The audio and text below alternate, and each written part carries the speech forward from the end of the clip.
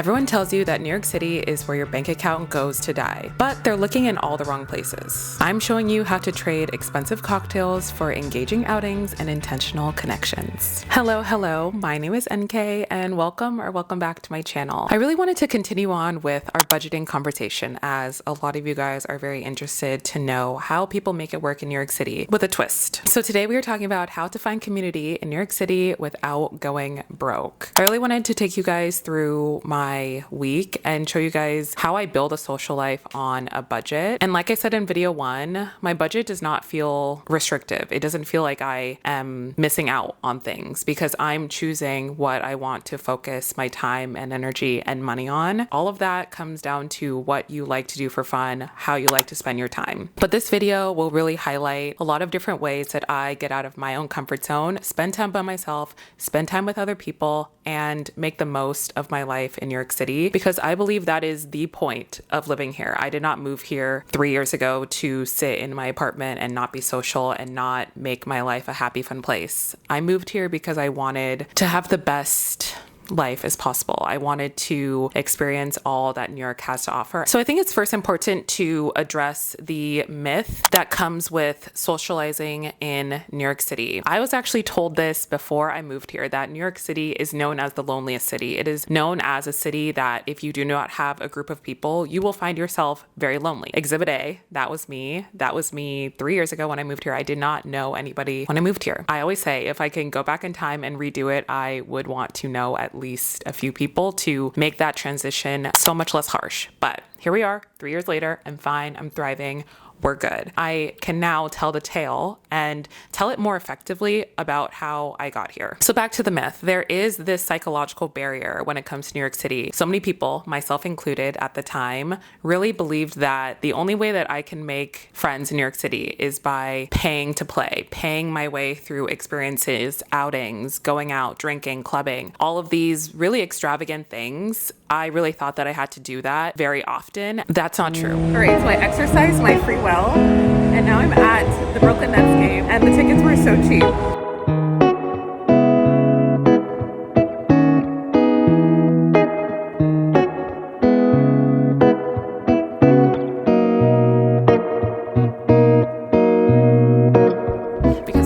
So many people do not have this extensive budget to be putting out towards going out every night and eating these lavish dinners, going on trips. A lot of people do not live that way. When I moved here 3 years ago, I was honestly spending so much more money. I did say this in video 1 of our budgeting chats, but I spent so much money in New York City in 2023. I look back and I'm shocked with how much money I spent because I thought I had to. I thought I had to spend a ton of money and going out with all these people who, yeah, I was trying to make genuine connections with, but they weren't actually my people. They weren't people who were gonna really be there for me. They weren't real friends. They were just casual friends. And I've said this before, you can of course have casual friends here and there, but when we're talking about investing in relationships and actually seeing them stand the test of time, those are not the people who I should have been investing all that money into. And therefore, that didn't really work out so well. So many people here really emphasize drinking and partying. That is not me. That's not my journey. I will never talk down about anybody who likes to do that. It's just not what I like in my life. And I had that era. I've graduated that era. I've retired my party hat. I am looking for more intentional friendships, which I do have now. And in those spaces, you often feel more alone around those people. Let's be real. You most likely feel a lot more lonely around people who prioritize drinking and partying and the more surface level lifestyle because you don't feel like you can actually connect with them. So honestly, in 2023, I was the loneliest I had ever been. Once I became more intentional about how I spent my money, how I spent my time, it truly changed the game. So what I would say to anybody who is going through this transition, wherever it is, it doesn't even have to just be in New York City, wherever you are, if you're going through a transition like this, biggest tip I would tell you is to move away from the stressful pay to play lifestyle and move towards the city's unutilized spaces. We're actually walking over to the library and they have a craft hour. I'll show you in this video. video and I talk about often on my podcast and on other YouTube videos. I talk about how there are so many places that are just underutilized that people don't even know about, people don't even think about. We got to start thinking about those places, and we got to start thinking about these types of activities, because these are the more enriching activities, and these are the things that will help you feel more connected to the people around you, therefore build more community and feel more connected to where you live, which is really, really important to actually enjoying your time in whatever city you're in. So now I want to take you guys through another week in my life in New York City, and we're really going to see all of this play out. I really want to show you guys how I have integrated finding community in New York City, and a lot of them are things that I've never done before. I'm really happy that I stepped out of my comfort zone, and I'm really happy that I put myself into these new pockets of life that feel enriching to me, and I know that I'll get a very high return on them if I am consistent and keep on going. But also, I want to run through with you guys tips that I would give literally anybody. So if you are in New York City or wherever you are, because this could apply to literally anywhere, but this is most heightened in New York City. These are items I just want to share with you guys to keep in mind how to really forge community in larger cities, in smaller cities, in whatever city. But if you are on a budget, these are things that I really want you to keep in mind. So number one is leveraging your city's third spaces. Library reading rooms as hubs for focused communal co-working without the coffee shop tax. When we think about a coffee shop, well, one, I love coffee shops and I go to them quite often, but of course, in a coffee shop, you definitely need to be paying for something. And that could vary, of course, based on how long you are there. But for the most part, you are paying for something, which is most likely in your budget, having a one-off coffee, having a one-off pastry. But if you are thinking about doing that very often, that can, of course, add up. I've told you guys about how my Blank Street coffees can really add up. Some coffee shop outings can add up. So when we shift focus to public libraries and places that are true third spaces, and we can have meetups there with our friends, that is a system you can put in place to really feel like you're being really intentional with the people around you, but also staying on budget. There's low pressure networking events, free gallery openings, and park performances as hubs for recurring meetups. Live from the Lower East Side. Happy Saturday. You guys know I love art. I love museums. So I found one from TikTok. The last day of the art exhibit is today. So I thought, why not go see this art gallery. I've showed you guys in many videos how I love to go to galleries, how I love to go to museums. And I understand not everybody likes doing these activities, but this is a really prime example of an outing in New York City that is actually pretty low cost when you take advantage of what New York City has to offer in terms of getting a library card, which I feel like I say that in every single video, but hey, I hope that by me saying it, you guys get a library card. But library cards offer you so much free programming in New York City. You also get to take advantage of so many free museums. I've now been to all the major museums for free because I have a library card. These are also spaces that you can, of course, find community. You can find people who also like the things that you do. I understand there's a lot of people who are introverts. I'm actually an introvert. Believe it or not, I'm an extroverted introvert. So there are a lot of times that I do get a little nervous and anxious about striking up conversation with new people. But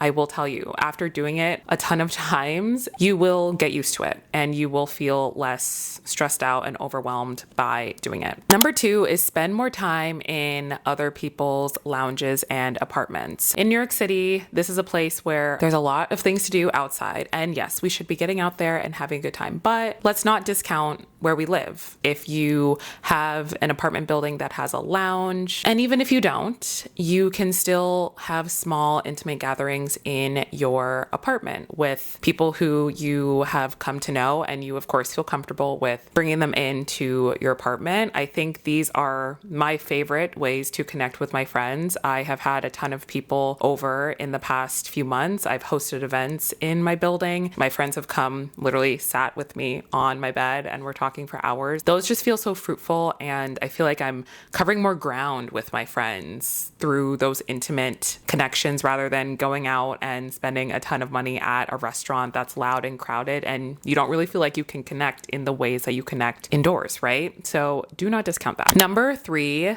Curate active interest groups. Essentially what the name is. If you have an interest in something, you can create a group around it. Running clubs. Of course, all the people in the run club like running to some degree. Run clubs usually meet on a weekly basis. Been in a few run clubs now, and once I am fully healed, I will be jumping back into run clubs because that was a really great way for me to, one, work out and stay active, but more so to create community. I made a lot of friends in my run club groups, so I highly recommend people looking into that if you are also a runner. There's also trivia and doing craft outings or craft evenings with your friends in public spaces. I got invited to a paint and sip at apartment 5.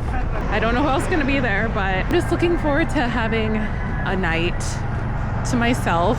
But of course, meeting new people. I don't really come to the Lower East Side like ever, but maybe I will. Maybe I'll start coming. In this vlog, I do take you guys through going to trivia as well as having a craft hour. It's a really good way to really lean into your interests, but also mingle and meet people. And don't be afraid of going by yourself. I went to both of these things by myself. If you're new here, I do a lot of things by myself. It has really helped me grow in my own confidence. The thing about finding community is it's going to be uncomfortable and it's going to feel a little overwhelming, especially because most of the things you do, you have to put yourself out there. I can speak from experience and say that putting yourself out there is very, very worth it. If you keep on doing it, you will definitely find the community you are looking for. And the most important part about these interest groups is the consistency. It is important to do the activity on a consistent basis to actually see the results you want. Going to trivia every single week, going to the library, to your book club every single week, going to run club every single week. And even if you can't make every single week, I don't want you to get stuck on that, but the consistency and the intentionality of doing something repetitively, that's when you meet other people who are also going regularly. And that's how you make friends. And that's how you find the community. And number 4 is scaling your social circle sustainably. A lot of us get a little stressed out about how we actually make friends and how we actually find community. I know I did when I moved here. New York City specifically is so much different than anywhere else in the world. It is overwhelming. No matter what anyone else has to say, it is an overwhelming place to be and live and find a community. But I think the most beautiful part about actually finding community here in New York City is that you are building your chosen family. Yeah. We are at Cherry Hill. I love Victoria. And I haven't been here in I think like 2 years, but we're obviously here for the cherry blossoms and it's stunning. These are people that you are going out of your way to connect with and you are choosing them. You're choosing them because you enjoy their company. You are choosing them because you guys share a common interest and you want to foster that and build that. And above all, you are being ever present with these people. People who are present is where you will see a really, really great return with other people. You will see that other people will also pour into you as well. And it's not about the money that you spend on an activity. It's about how you're connecting with other people. We're doing our yearly Roosevelt tram ride.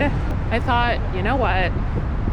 It feels like a true spring day. And what I want everyone to do is do some research wherever you live, whatever neighborhood, wherever city, state, town you live in. Find one free third space that you haven't went to, and you should go there very intentionally.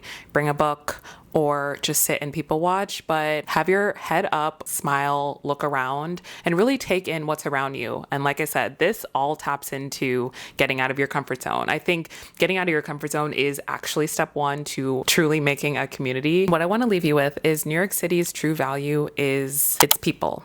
It's not about the cost of the outing. Please do not think that you have to be fleshing out all this money to maintain social circles. If anyone's making you feel that way, that is a red flag and you should not be around those people because it isn't about that. And it's such a nice day. So I thought, you know what, we're gonna walk throughout the city. So I'm in Lower East Side right now.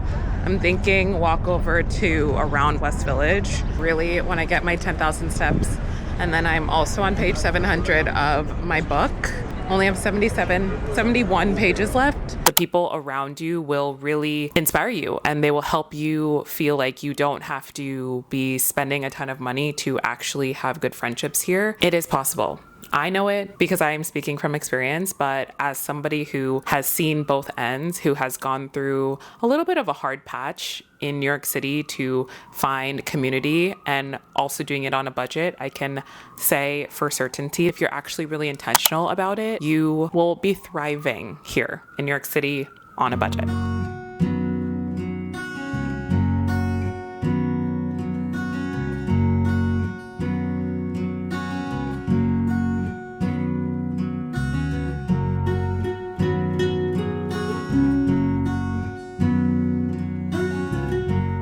And that wraps up this video. Thank you guys so much for watching another vlog of mine. Remember to subscribe if you're new here. Also remember to thumbs up this video if you enjoyed it, as I hope you did. Remember to listen to the podcast. It comes out every single Monday. These come out on Sunday, so it is a great way to further connect with me as I talk about so many other topics that I don't talk about on YouTube. And I will talk to you guys next week.